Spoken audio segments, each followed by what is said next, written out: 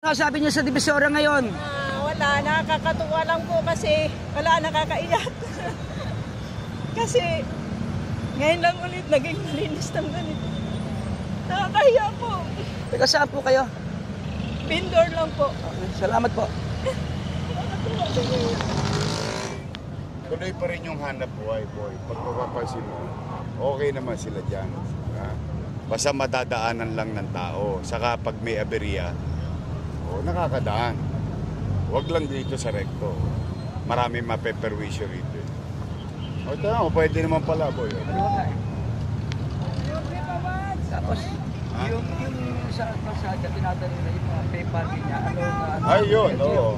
Kasi yung para yung mga may hanap buhay naman na tindahan, yung customer nila na galing ng Bulacan, galing ng Pangasinan, galing ng Laguna, minsan, galing pa ng Bicol. Yung mga tawag natin, biyahero, ng mga plastic, tumbler, cups, kutsara, tinidor, plato. Dito sila magka-parking.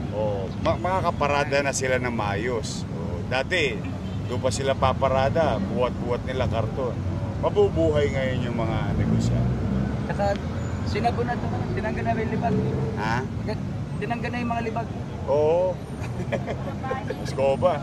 Di pa tutulog yung mga MDRR mo, DPS, engineering. Pati si General Guzman, di pa tutulog. Nag-ikot kayo kagabi, ano nakita niyo sa gabi? Ay ano naman, generally peaceful. Lalo na yung arte. Para makita natin yung lugar. Talagang ano.